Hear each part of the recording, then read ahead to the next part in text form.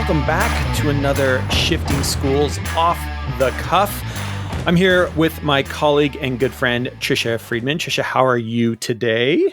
Jeff, I am super excited for this week's Off the Cuff because you and I are basing it off of what our newsletter subscribers told us they most wanted to hear about. So that was really exciting to use the free newsletter to find out what do folks want to hear more about. Do you want to reveal what this week's big topic or big umbrella question is? Well, I think it's really cool because, first of all, people responded, which was great. We love getting email. I mean, we can't say that enough. Most people hate getting email. Tricia and I love it. And it was very close, right? We gave people 3 choices. If you're part of the newsletter subscriber, you had 3 choices. And the winner, by 1 vote, the winner was, how can we re-engage students with note-taking skills? That's what we're going to be covering in today's episode, is be talking about how do we re-engage students with note-taking skills in different ways that we can set up note-taking structure.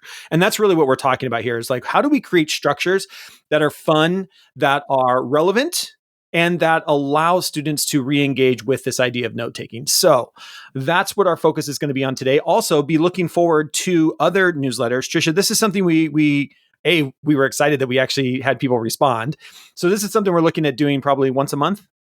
I think so. And, the newsletter's free. We're always trying to provide free resources in that space. The newsletters are short and sweet. And again, folks, if you aren't subscribed, when you head over to shiftingschools.com, right there on the homepage, you can sign up. You can try it out. You can always unsubscribe. You can always let us know if you don't like the newsletter or if there's something else you would like from it. But yeah, we really do hope to use these episodes as a way to make sure that we're supporting you in answering the questions that are pertinent and are really, really relevant in the moment. Yeah. And you can always come back. I mean, you can always email us and say, hey, I'd love to do an episode or I'd love to hear a mini series on something. We always try to respond to our listeners. But this was great that you got to vote on this from the newsletter and you get to hear it over on the podcast. So here we go. How can we re-engage students with note-taking skills? Let's first talk about demystifying the process. Tricia, do you want to take this one?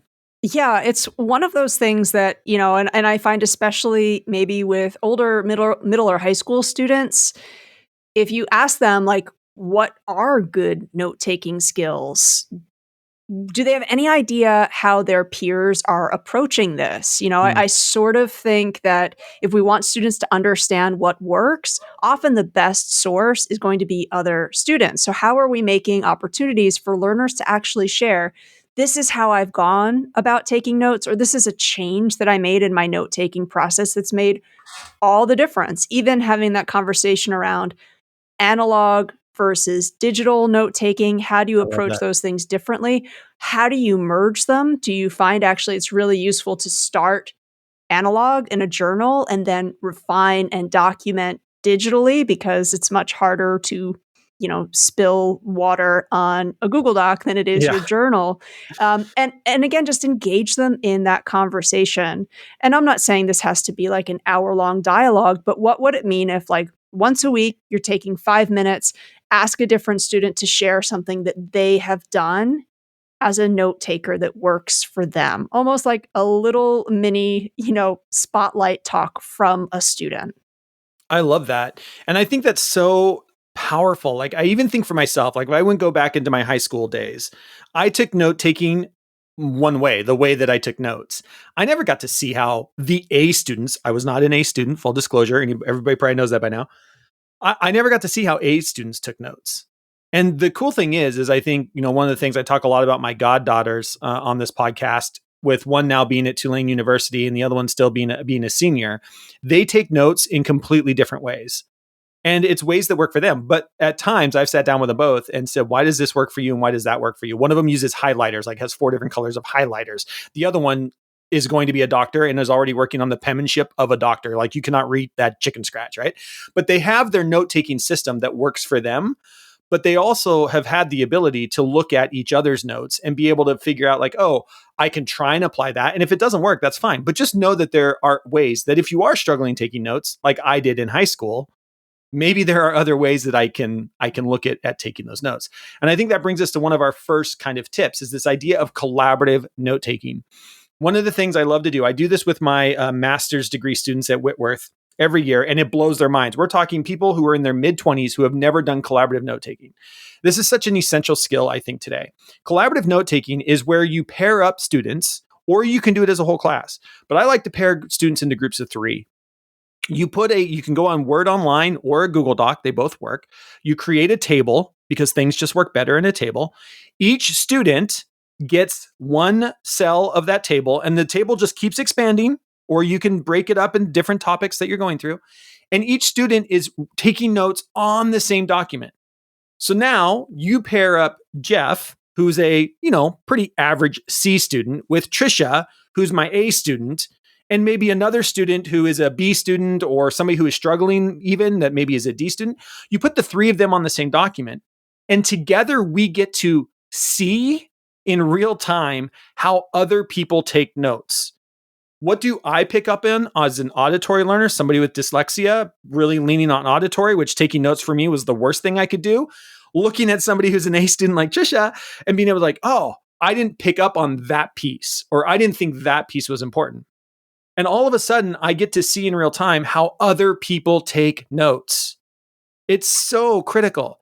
Or the other way that I've used this is you don't need 30 kids taking notes all the time in your class. If you're trying to have a conversation with kids, the last thing you want to do, I want my class to be discussion based.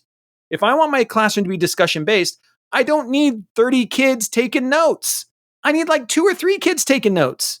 So now I have a Google Doc with 3 kids taking notes, and the rest of the kids don't have to worry about it because these 3 kids are taking the notes. And here's the best part, educators, you get to go back and fix any misconception in those notes before kids go home and study, because they're going to be shared with you too. We have a shared set of class notes. Folks, this is how work gets done in a collaborative environment. We don't need 30 sets of individual notes that I don't get to see and review of any misconceptions before kids study them.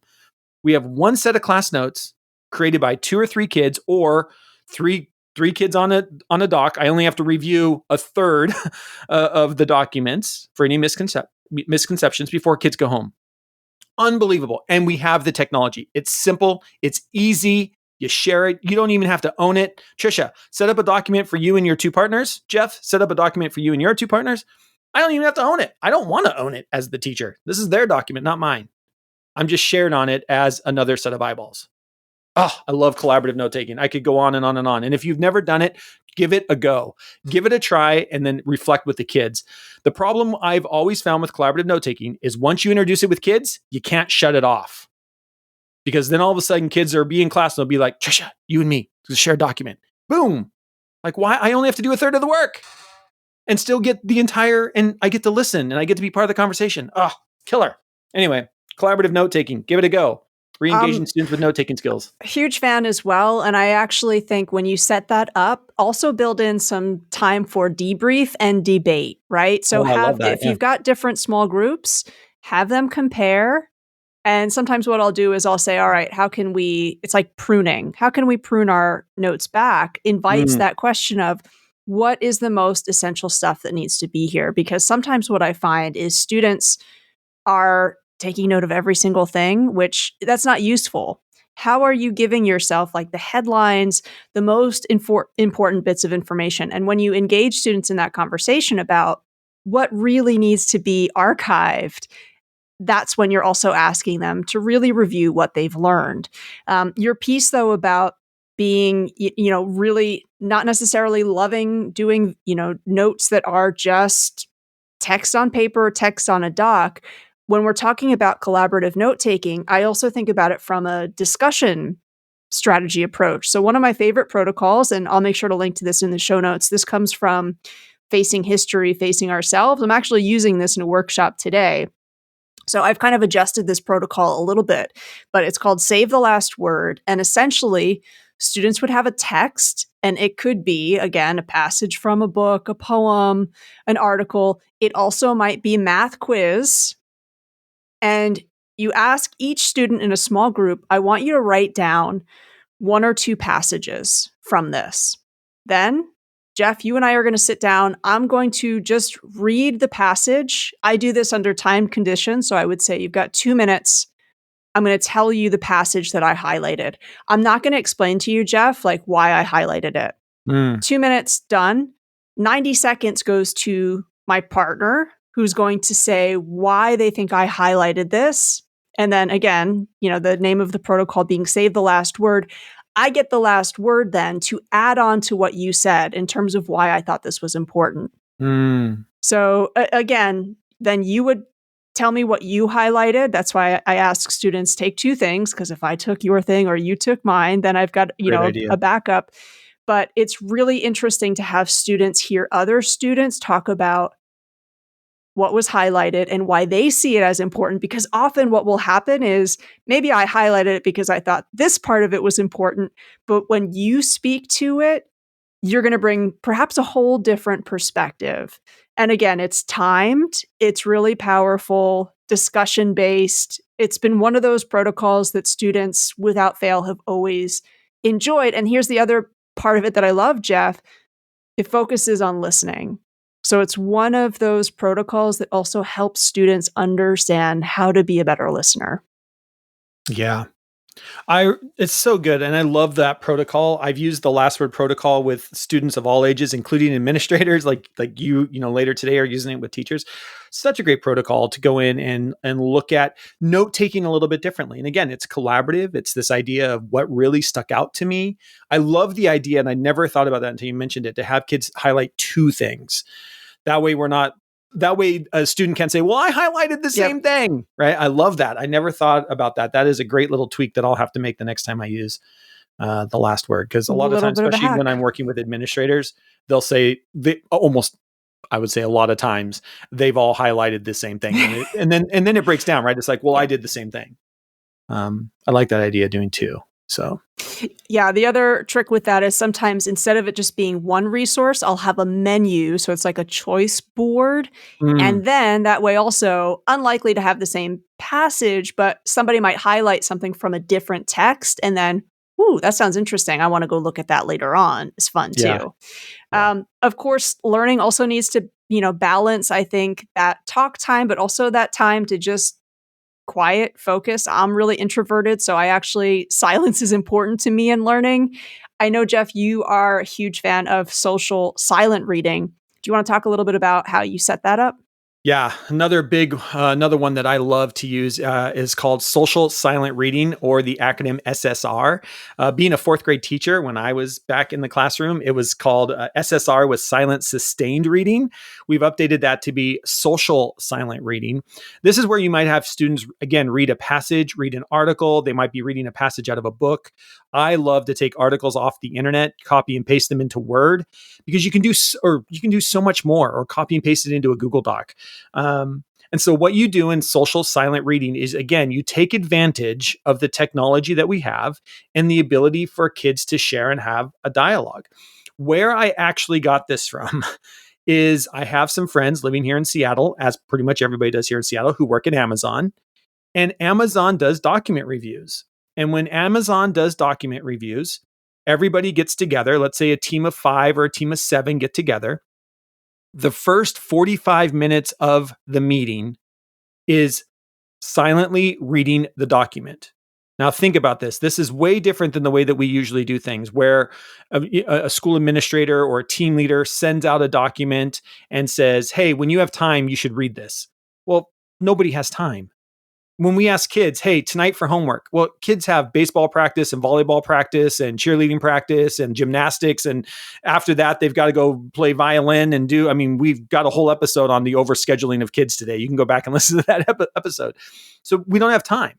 So what Amazon realized was this exact same thing. Is Amazon realized, when they were sending out documents for review over email, that they found that less than 13% of people were reading the document before they came to the meeting. So what they did is they brought the reading as part of the meeting, right? You make space. If it's important, you make space for it as the leader. Once they're in the room, then it is silent. You are silently reading this to yourself. Now, the part that we've added is the social part, which is where, once it's inside of a Google Doc, you can leave comments out to the side. And the cool thing about both Google Docs and Word, now I live in the Googleverse, so I'll be talking about Google, is I can actually shut it off. I can go up in the top right hand corner And I can actually just make it a view only. So I don't see Tricia leaving her comments if that bothers me.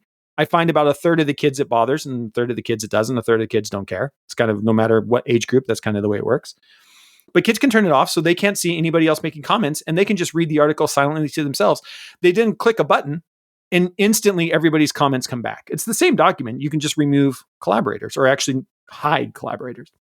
But the idea here is we're going to all read this document together, an article, a chapter out of a book, a passage. It doesn't matter what it is.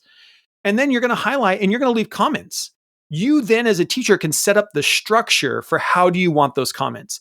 You can say, we're going to read this. We're going to read this portion of this chapter, but we're going to be looking at this through character traits. So all of our comments are going to focus on where do we see the author really highlighting the character traits in this passage. Or maybe it's a scientific journal. Where do you see fact versus opinion inside of this scientific journal entry? And so you can set up what you want those comments to focus on. Or you can leave it freeform, but you could also add a lot of structure around that. And then once you have all the comments off to the side of the document, then you go into your dialogue. What did you see? What did you notice? The other thing that we find that happens is all of a sudden you can have a running dialogue on a question or a comment. Because if you're in Google Docs, and I'll use Google Docs as an example, but it works in Word as well, you can reply to a comment. So I leave a comment, Tricia sees that comment, and she can add to that comment, right? And somebody else sees that comment and drops a link to another article. And next thing you know, we have a running conversation, maybe based off of one sentence inside the article we're reading.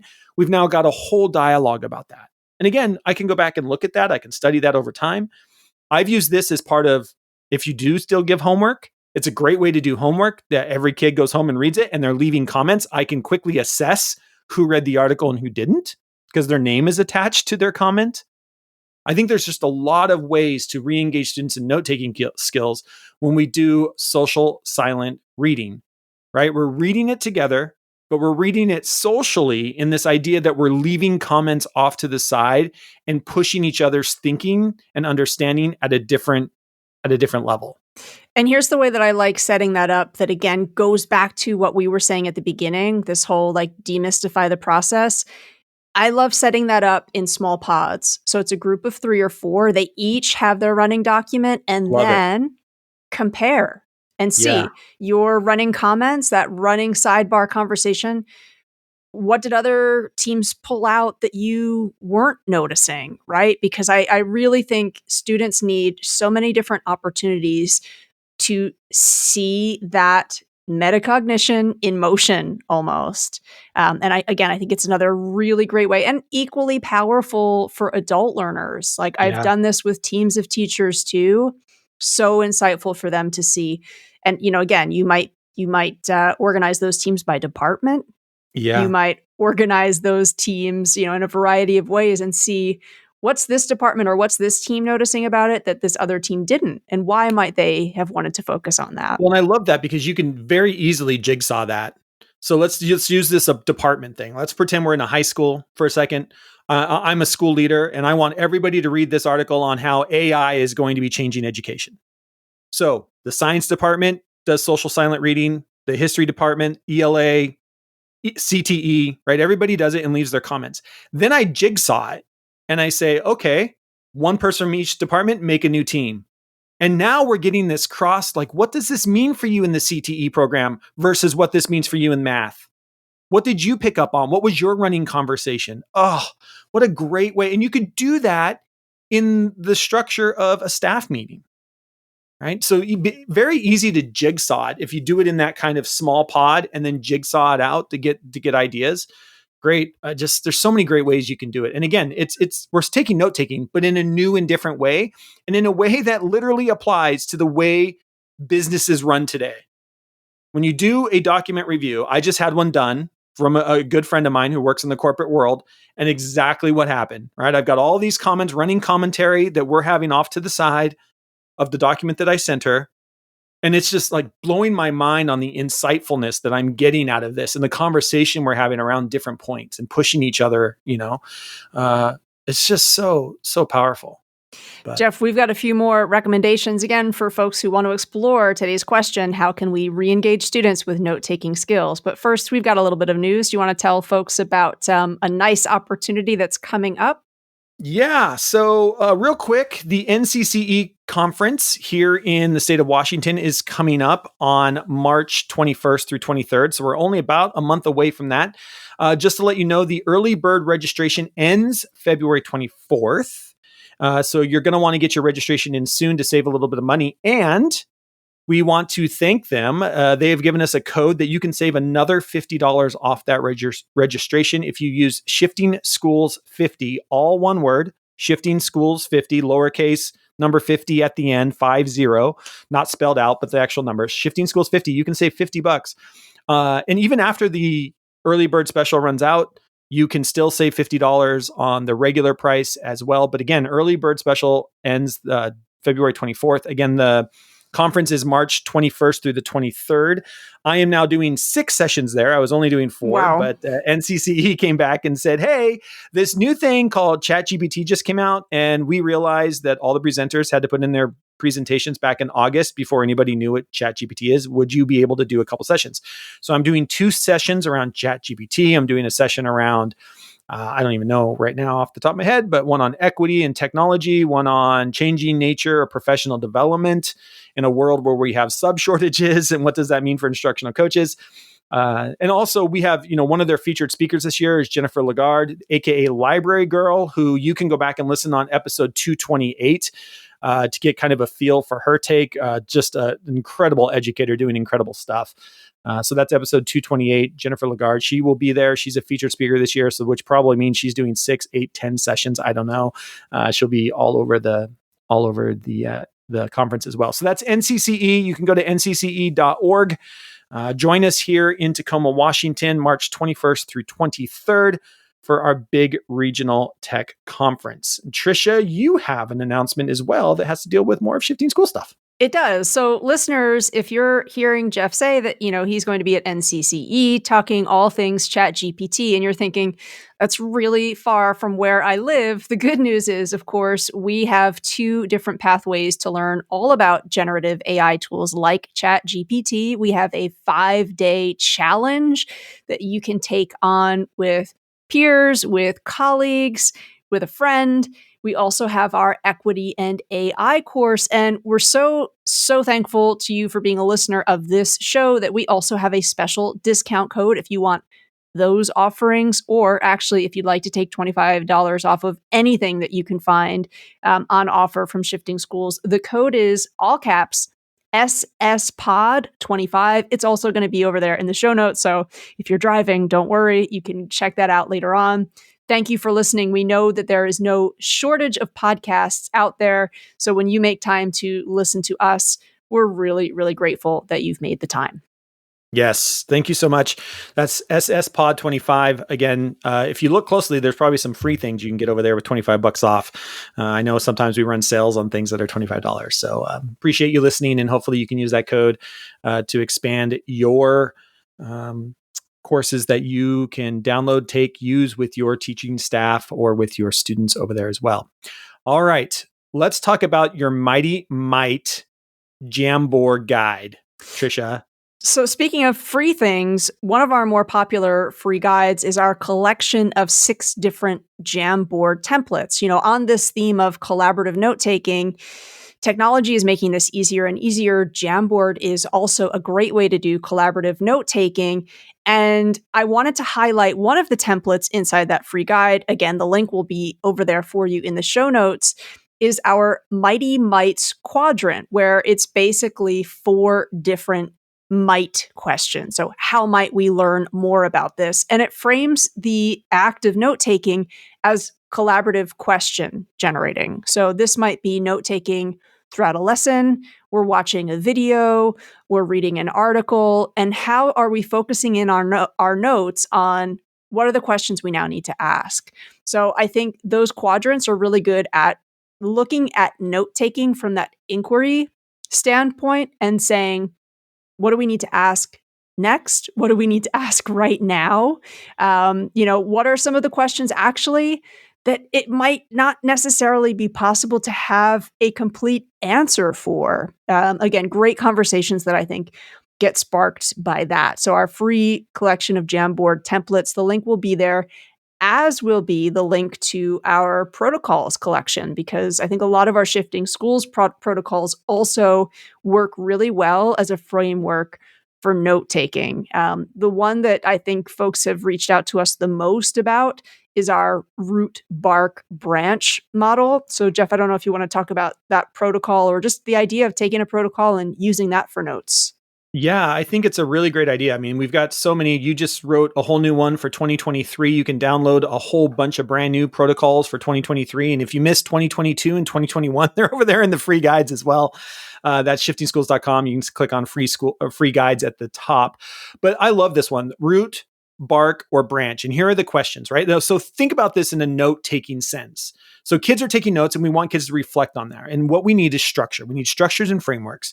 So here are the three questions. Under the root, at the root of this resource is a question that asks me to consider what? As you reflect on your notes, what's the overarching question that you have that is coming out of your notes? Or what is the overarching question that your notes answer? What's the key point that we were trying to get through reading this article, watching this video, whatever it was I was taking notes on, right? The bark is the strongest idea I'm left holding on to is, as you reflect on your notes, what is the strongest idea you were left with? Or let's go back and pair this with social silent reading or collaborative note taking, and then have kids go back and say, okay, as you go back and look at those notes, what's the strongest idea that your group ended up with? Let's have a conversation about that. Like jot it down for yourself and then have a conversation around that. Or the last one is the branch, right? The ideas branch out and connect with an experience I had when. I love this. This is bringing in the personal touch. And if there's anything we know about Gen Z and Gen Alpha, it's about getting personal. How did what we just studied connect to me outside of class? Anytime that we can ask students questions to say, here's what we just read, here's our reflection. Where do you see that in your own life? That is power. That's power to a generation that is very much what does this deal with me? Not that it's a generational thing. It's also a preteen teen thing. We just know this from Human Development 101. It's all about me. So how do I take what we're studying and apply it to my own experience? Where do I see this in my life, or where do I not see this in my life?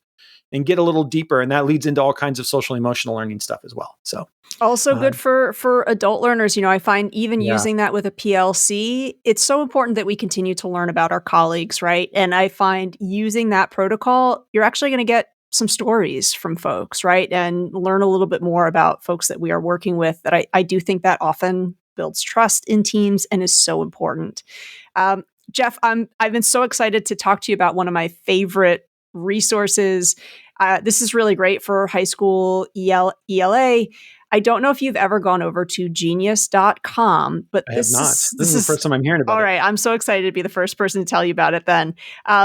Essentially, what it is you can head over there, any song you can think of, type it in, and it's going to give you an annotated version of that.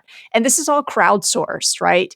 Yeah. So you can go in, you can add what you think needs to be mentioned in reference to that lyric. Folks will be linking in other resources. Again, I think this is great for high school students. And listeners, I'm going to put in the show notes a link. I loved the Shania Twain documentary on Netflix, Jeff. I don't know if you I know haven't this. watched it yet. I want to Okay. go watch it. I That's your weekend homework. Okay. Great story, really powerful story. I'm like rooting for her big time now after watching that documentary. So I'm going to link to her song that don't impress me much. And it's really interesting. It's a great example to show to students that even with a song where you're like, is this song really that deep? It's not that deep. But I Yeah. think giving them almost a mentor text for how folks Mm. will unpack even lyrics that are not particularly like, again, super duper deep or really flowery language, to look at how can we dig into this. Again, it's a really great resource. You can also invite students. What if as a class we decide to make our suggestions to genius.com? They don't all get approved, but you can go about and try that out as well. I love that. I'm going to go play with that. And I will do my homework this weekend there. Tricia, thank you for that. I've been meaning to watch it, just haven't made time. So, but so cool. There's so many great ways to influence the way that we do these things. Genius.com. There'll be a link to that in the show notes as well for anybody that wants to go and play with that. For sure. I think one of the other things you can do, another just tip or trick to re-engage students in note taking, is have students do a video tour or even a moat tour of their notes or your notes. Maybe you have students that go in, you can do it quickly, use Screencastify, have kids go through their notes, kind of talking about an overview of them. The idea that you can install Moat, which you can actually get a free upgrade over on shiftingschools.com/offers, or click offers under the podcast link. Moat has been a sponsor of Shifting Schools for quite a while now, and both Tricia and I use Moat all the time. It's a way to just leave audio recordings. So being able to maybe share notes with somebody else and then have somebody leave you audio feedback on your notes, or have a student take notes. I'm thinking of a lot of schools use Avid, which has a lot of note-taking frameworks in it. Maybe you have a student take you on a video tour of their notes as a reflective piece that they turn into the teacher, or they share with another student. So just another great way. Can your students take a video tour or a Moat, which is an audio tour of your notes as well? Moat works inside of all things Google. So you can go over there.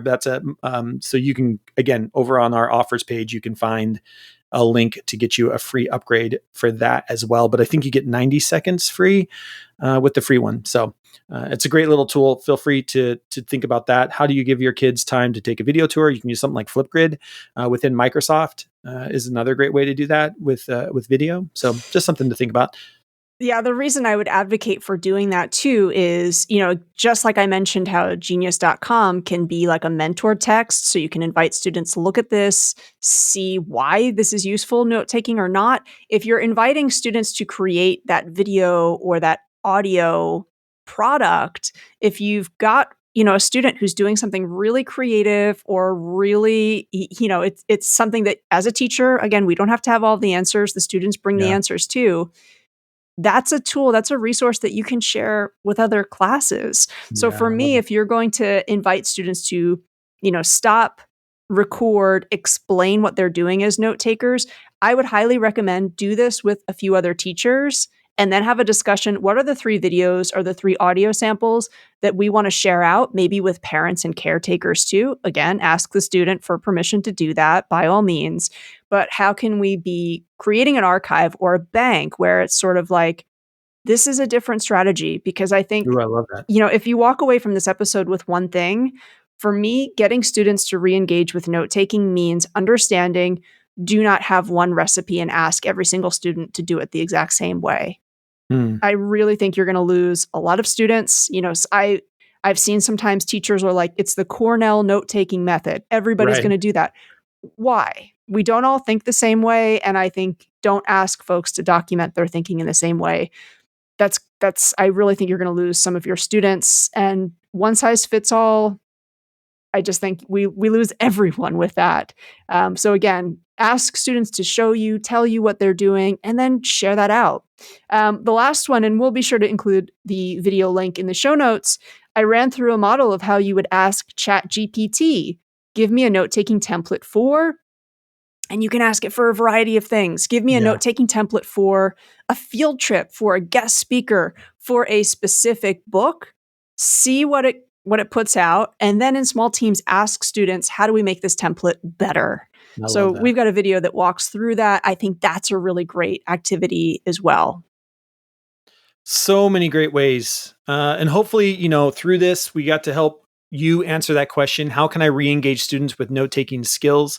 Depending on the grade level that you use, some of these will work better than others. I've done social silent reading as low as 3rd grade. I've done collaborative note-taking as low as 3rd grade. Being a 4th grade teacher, you can adapt these up and down the grade level and scaffold it different ways. So our hope is that going through these, you find some ways to just think about how this might work for you. Again, let's just run through them real quick. First and foremost, we have to demystify the process of note taking. It's, all too often we get kids into their own little bubble of note taking and they don't get to see what's actually what other kids look like. So how do we demystify that? We talked about collaborative note taking on a Google Doc or in Word. We talked about the last word protocol. So save the last word protocol that Tricia talked about will be a link for that. Social silent reading, where you're reading a document together and off to the side. And then we've got our free Jamboard free guide that is a Mighty Mites. We have all kinds of structures with our protocols. We talked about the root, bark, and branch. We talked about annotation mentor text with genius.com, which I need to go check out. And then, the idea of a video tour or audio tour of your notes. And the last one, ask ChatGPT to create a template around the book that you're reading and then having kids update it. So those are just, again, a rundown of the ideas of how you might re-engage students in some way different than taking notes than maybe that you've done in the past. And I think, again, once you've explored like that repertoire of different ways, then what you can do with students is before, again, the note-taking starts, let's have a really quick conversation. Which strategy do we want to employ, right? I think it's about making sure they've got a variety of tools. Of course, listeners, we know that you have strategies too. Jeff, we'd love to hear from listeners. When you head over to shiftingschools.com, there is a speak pipe button. Please consider sending a voice memo. We'll reach out to you to find out, can we include it in an upcoming show? But we'd love to hear from listeners. What's a strategy that's working for your students as well? Yeah. And that's it. If you have a strategy that's working for your students, it'll probably work for other teachers too. So please do share and share alike. That's what we're here for. That's why we release this content for free. I hope you've enjoyed this episode. And again, be looking in future newsletters so that you get to vote for what some things, some ideas that we can cover on upcoming off-the-cuff episodes. Make sure you're subscribed to our newsletter. Again, you can do that over at shiftingschools.com. And if you are subscribed to our newsletter, make sure you open it up and you are able to vote. And I'll tell you, it doesn't take long. It's like hit the reply button and all you have to do is say 1, 2, or 3. That's usually all you have to do. And that's what people did. So we appreciate that. So thank you again, everyone, for this great episode. Thank you for those of you who voted and made How Can We Re-Engage Students with Note-Taking Skills our number one choice for this off the cuff. Until next time, we'll see you on the net.